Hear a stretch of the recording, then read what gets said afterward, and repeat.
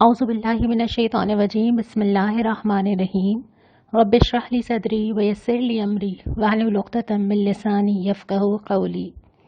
आज हम पारा नंबर 6 का आगाज़ करने जा रहे हैं। इससे पहले कल का सवाल पारा नंबर 5 से, कल का सवाल बहुत सारे जवाबात लेकर आया। मैंने आपसे पूछा था तागूत किसे कहते हैं और वो कौन सी चीज़ है जिसको हम अल्लाह को छोड़ के मानने लगते हैं या बंदगी करने लगते हैं। तागूत के लिए तो मैंने कल भी ये बात की थी और मैं दोहरा देती हूँ, आपने भी ठीक कहा, हर वो चीज़ जिसे अल्लाह के मुकाबिल ला के खड़ा कर दिया जाए और फिर अल्लाह को छोड़ के उसकी मानी जाए, वो तागूत कहलाता है।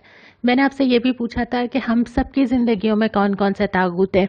बहुत सारे जवाबात, बहुत सारे पहलू सोच के सामने आए, लेकिन जो 4 बड़ी चीज़ें हैं जो सबसे ज़्यादा कसरत से आती हैं, उन 4 बड़ी चीज़ों में सबसे पहले हमारा अपना नफ्स। इस ज़मीन पे सबसे ज़्यादा बंदगी जिस चीज़ की जाती है वो इंसान का अपना नफ्स है।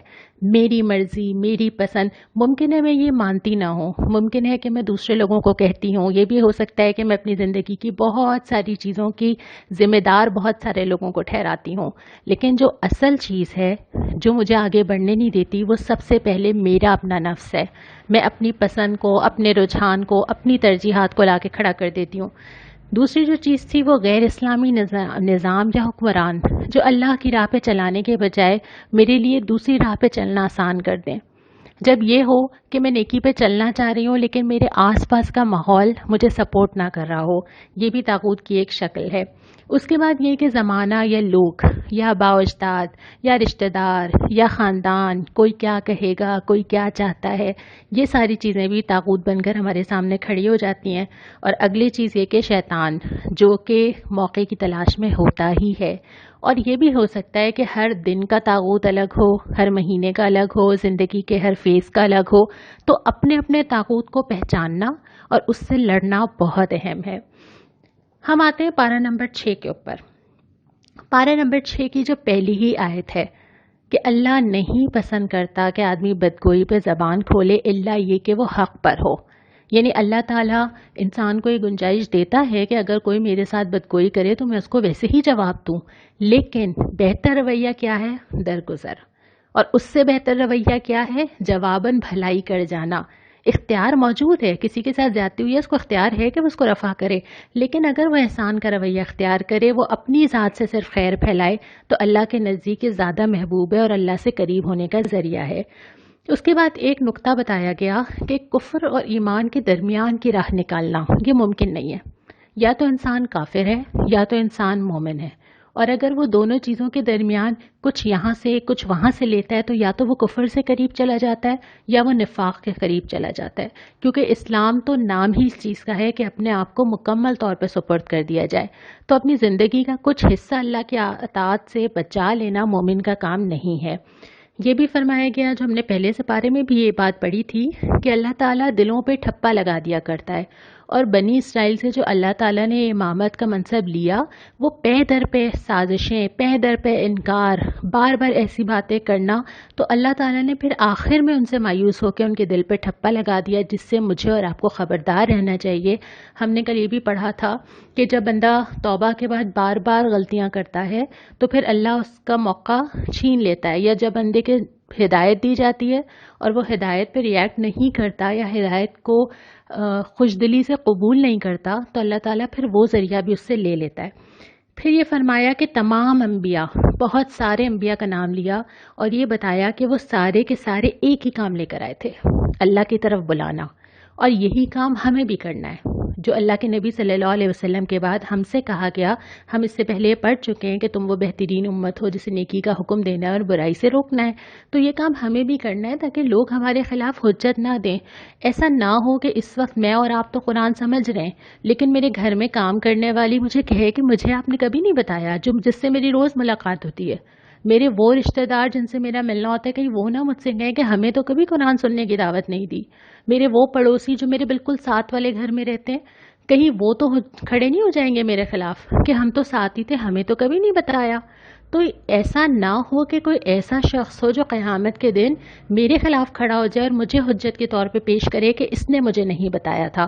تو اس وجہ سے ضروری ہے کہ جتنے بھی لوگوں کو میں جانتی ہوں، میرا رابطہ ہے، میرے کانٹیکٹس ہیں، ان سب تک میں جو نیکی مجھ تک پہنچی ہے میں آگے پہنچانے والی بن جاؤں۔ اور یہی کام انبیاء نے بھی کیا تھا نا، ہر دائرے میں لوگوں کو پکارا تھا۔ اس کے بعد ایک اور ہدایت یہ فرمائی گئی کہ دیکھو دین میں غلو نہ کرنا۔ یہ ٹاپک دوبارہ آگے آئے گا، ہم وہاں پہ بات کریں گے کہ غلو کیا ہوتا ہے۔ اس کے بعد قرآن ایک دلیل روشن، یعنی جو قرآن تمہیں دیا گیا یہ تمہیں ہر قسم کی ہدایت دینے کے لیے موجود ہے اور تمہارے لیے بہت بڑی رحمت ہے۔ اور واقعتاً ابھی ہم جب قرآن پڑھ رہے ہیں تو ابھی تو ہم بہت مختصر پڑھ رہے ہیں، لیکن ہر آیت ایک نیا ہی مطلب سکھاتی ہے۔ ہر آیت بار بار ایسا لگتا ہے کہ میری ہی زندگی کے اوپر تبصرہ کر رہی ہے۔ اور اس کے بعد بہت پیار سے فرمایا کہ جو اللہ کی پناہ میں آنا چاہے گا زندگی کے کسی فیز میں، کسی مومنٹ میں، کسی وقت پہ، جو اللہ کی پناہ میں آنا چاہے گا اللہ اس کو اپنی رحمت اور فضل کے دامن میں لے لے گا۔ جیسے مائیں سمیٹ لیتی ہے نا، اللہ تعالیٰ تو موجود ہے۔ جب انسان پلٹے گا اللہ اس کو نہ صرف اپنے دامن میں لے گا بلکہ اللہ اس کے لیے ہدایت پہ چلنا آسان بھی کرے گا، لیکن شرط یہ ہوگی کہ فرسٹ سٹیپ خود لینا ہوگا، آنا ہوگا، پلٹنا ہوگا، اللہ کے پاس آنا ہوگا، اللہ سے مانگنا ہوگا، پھر اللہ تعالیٰ چیزیں جیسے آسان کرے گا کہ انسان حیران رہ جائے گا۔ اس کے بعد ہم آتے ہیں پارہ نمبر 6 کے دوسرے ربع پہ۔ یہاں سے سورہ مائدہ، وہی بھی مدنی ہی صورت ہے اور اس میں بھی بہت سارے احکامات آ رہے ہیں۔ سورہ مائدہ سے ہم آغاز کرتے ہیں۔ پہلی ہی آیت، کیونکہ اس صورت میں بہت سارے احکامات کا ذکر ہے، تو پہلی ہی آیت ہے بندشوں کی پوری پابندی کرو۔ وہ چیزیں جو دین حلال و حرام کی تمہیں بتاتا ہے، جو قاعدے بتاتا ہے، جو سزائیں بتاتا ہے، جو احکامات بناتا ہے، ان کو پورا فالو کرنا ہے، تبھی تم وہ خیر پا سکو گے جو دین لے کر آیا ہے۔ اگلا نقطہ یہ کہ خدا پرستی کے شاعر کو بے حرمت نہ کرو۔ ہر دین کے شاعر ہیں۔ کرسچنز کا ایک الگ شاعر ہے جو کہ صلیب کی شکل میں ہوتا ہے، سکھ کے خاص قسم کی پگڑی ہے جس کو دیکھ کے سمجھ آ جاتا ہے۔ بہت سارے مذاہب ایسے ہیں کہ آپ صرف دیکھ کے سمجھ جاتے ہیں کہ اچھا اس مذہب سے تعلق ہے، یہ ان کے شاعر ہیں۔ تو نہ ہم کسی کے شاعر کو بے حرمت کریں، نہ کوئی ہمارے شاعر کو بے حرمت کرے۔ تو اس میں اس بات کا خیال رکھنا بہت ضروری ہے کہ ہم دوسروں کے مذہبی عقائد کا بھی احترام کرنے والے ہوں، اور اس کے ساتھ ساتھ جو اسلام کے شاعر ہیں بحیثیت مسلمان ہم ان کی حرمت کو قائم رکھیں۔ وہ چیزیں جن کو دیکھ کے پتہ چلتا ہے کہ یہ کسی مسلمان سے منسوب ہیں یا اس کا اسلام سے تعلق ہے۔ آج کا یہ سوال میں آپ کے اوپر چھوڑتی ہوں، آپ مجھے بتائیے ہمارے مذہب کے شاعر کیا ہیں؟ وہ کون سی چیزیں ہیں جسے ہم اسلام کا شاعر یا اسلام کی نشانی کہہ سکتے ہیں اور اس کی ہمیں حرمت کا خیال رکھنا چاہیے؟ یہ جواب آپ مجھے میرے ای میل پہ بھیجیں گے، کل ہم انشاءاللہ تعالیٰ اس کا جائزہ لیں گے۔ واپس آ جاتے ہیں ہم پارہ نمبر 6 کے دوسرے ربع کے اوپر۔ اس کے بعد اللہ تعالیٰ نے جو چیز حرام کی ہے، ایک تو کھانے پینے کی اشیاء کا خیال رکھا گیا ہے کہ جو جانور ذبح کرو وہ کس طرح کا ہو اور کس طرح کا نہ ہو، لیکن ایک اور چیز یہ ہے کہ پانسوں سے قسمت معلوم نہ کرو، یعنی کوئی بھی ایسا شارٹ کٹ یا کوئی بھی ایسا چیز کہ اتفاقی بنیاد پہ آپ اپنی زندگی کا رخ چینج کر دیں، آگے کیا ہوگا، زندگی میں کیا ہونے والا ہے، ایسے کسی طوطے سے فال نکلوا لینا، کسی آدمی سے معلوم کر لینا، کسی چاند اور تاروں سے نکلوا لینا، ایسی ساری صورتوں کو منع کر دیا گیا کہ قسمت کا کسی بھی ایسے ذریعے سے معلوم کرنا جو یقینی نہیں ہے، یہ تمام چیزیں حرام ہیں۔ اس کے بعد خوشخبری دی گئی کہ آج ہم نے تمہارے لیے تمہارا دین مکمل کر دیا۔ یہ نبی کریم صلی اللہ علیہ وسلم پہ یہ آیت آئی تھی جب اسلامی حکومت قائم ہو چکی تھی، حجۃ الوداع پہ موجود تھے، قرآن نازل ہو چکا تھا، تو اللہ تعالیٰ نے یہ خوشخبری دی تھی کہ ہم نے تمہیں مکمل دین دے دیا ہے، اب تمہیں مزید کسی ہدایت کی، کسی پہلو پہ رہنمائی کی ضرورت نہیں ہے، اور یہ مکمل دین قرآن کی شکل میں ہمارے پاس ہے۔ اس کے بعد وضو اور غسل کا حکم آتا ہے کہ اس کو اہتمام کیا جائے، اور ایک اور جملہ آتا ہے کہ عدل جو ہے وہ تقوی سے قریب کرنے والی بات ہے، یعنی انسان اپنی ذاتی زندگی میں بھی اور اجتماعی معاملات میں بھی اور معاشرے میں بھی جتنا عدل ہوگا، جتنی چیزیں بیلنس ہوں گی، انصاف پر ہوں گی، اتنا لوگ اللہ تعالیٰ سے زیادہ قریب ہو جائیں گے۔ اور پھر بنی اسرائیل کا ایک رویہ بتایا ہے کہ جب دین کے غلبے کے لیے ضرورت تھی، نبی پکار رہا تھا، تو وہ کیا کہہ رہے تھے؟ تم جا کے لڑو، ہم بیٹھے ہیں۔ یعنی جب اللہ کے دین کو ضرورت ہے اور اللہ کا دین غالب نظر نہیں آ رہا، ابھی تو ہم نے بہت مختصر سا جائزہ لیا ہے قرآن کا، لیکن جب ہم پورا قرآن پڑھیں گے تو ہمیں اندازہ ہوگا کہ ہماری زندگی کا بہت بڑا حصہ قرآن کی تعلیمات کے اکارڈنگ نہیں ہے۔ تو اگر دین غالب نہیں ہے اور دین کو ضرورت ہے، اور حضور صلی اللہ علیہ وسلم نے بشارت دی اس شخص کے لیے جو اس وقت سنت کو زندہ کرے گا جب سنتیں مٹ چکی ہوں گی، تو اس وقت کوئی شخص یہ کہے کہ میں بیٹھی ہوں کوئی اور کر لے، کوئی جائے اور اسلام لے آئے، کوئی جائے اور ہدایت کر دے، یہ رویہ دین سے محبت کرنے والوں کا نہیں ہوتا۔ تو یہاں پہ اس کا ذکر کیا گیا۔ تیسرا جو ربا ہے، تیسرا ربا بنیادی طور پہ انسانی جان کی حرمت کے بارے میں، پہلے آدم کے 2 بیٹوں کا قصہ ہے، اور اس کے بعد یہ فرمایا کہ ایک انسان کو قتل کرنا گویا پوری انسانیت کو قتل کرنا ہے، اور اسی پہ قیاس کر کے ایک انسان کی جان بچانا گویا پوری انسانیت کی جان بچانا ہے۔ اور اسی وجہ سے پھر ہدایت کی گئی کہ زمین پہ کوئی فساد نہ پھیلائے، اور اگر کوئی پھیلائے تو اس کو سخت سے سخت سزا دی جائے۔ پھر اللہ تعالیٰ نے فلاح کے 3 راستے بتائے ہیں کہ امید ہے کہ تم فلاح پالو گے اگر نمبر 1 اللہ کا خوف رکھتے ہو، اللہ کا تقوی رکھتے ہو، نمبر 2 اللہ سے قریب ہونے کے راستے تلاش کرو، اور یہ بہت سارے راستے قرآن میں ہیں، اس میں قیام اللیل ہے، اس میں عبادات ہیں، اس میں دعا ہے، اس میں انفاق ہے، خاموشی سے کی جانے والی نیکیاں ہیں، اور اس کے بعد اللہ کی راہ میں جد و جہد کرو، اللہ کے دین کو قائم کرنے کے لیے اپنے جان، اپنا مال، اپنا وقت، اپنی صلاحیت، سب چیزیں اللہ کے لیے لگاؤ۔ اس کے بعد پھر سزائیں شروع ہوتی ہیں۔ سب سے پہلے تو چور کی سزا آتی ہے کہ ہاتھ کاٹے جائیں، اگرچہ اس کی بہت سی فقہی تفصیل ہے، لیکن جو اصول اس کے بعد ہے نا، ایک ہی آیت 3 دفعہ ہی ہے قرآن میں، 3 دفعہ۔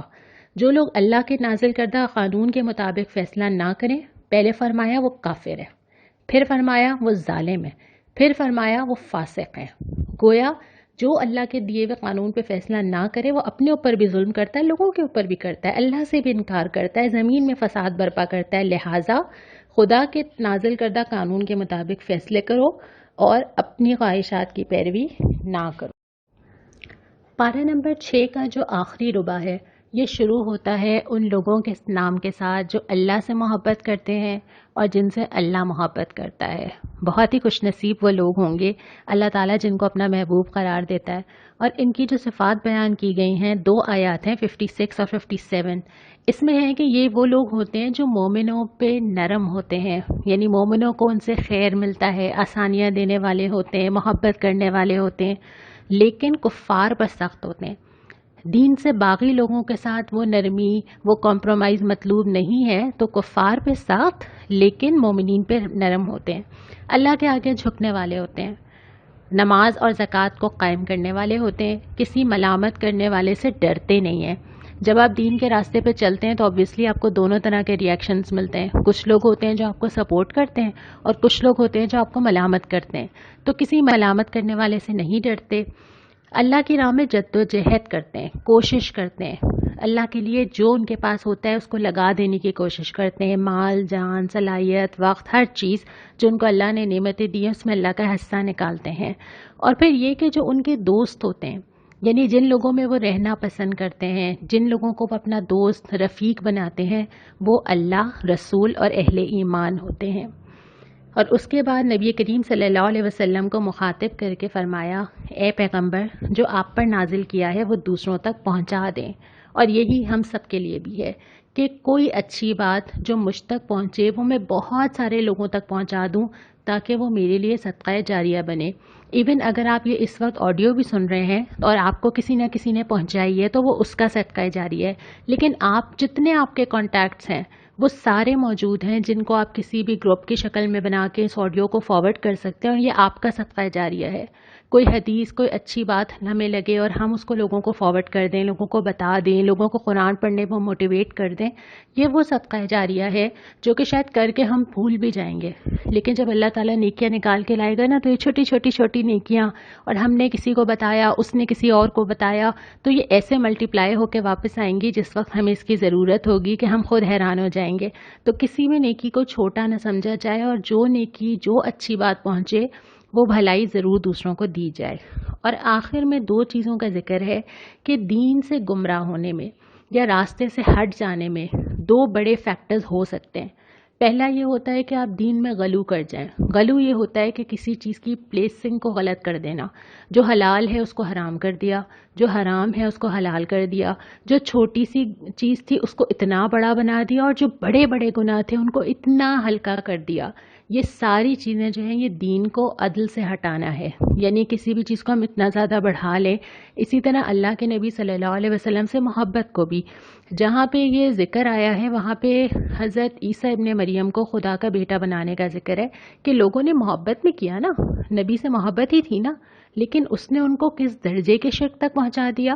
تو جو مطلوب ہے وہ اللہ کے دین سے محبت ہے، اللہ کے نبی کی لائی ہوئی کتاب سے محبت ہے، اللہ کے نبی صلی اللہ علیہ وسلم کے دیے ہوئے نظام سے محبت ہے، اور آپ صلی اللہ علیہ وسلم کی سنت سے محبت ہے، نہ کہ وہ شکلیں جو محبت کے نام پر ہم بنا لیتے ہیں.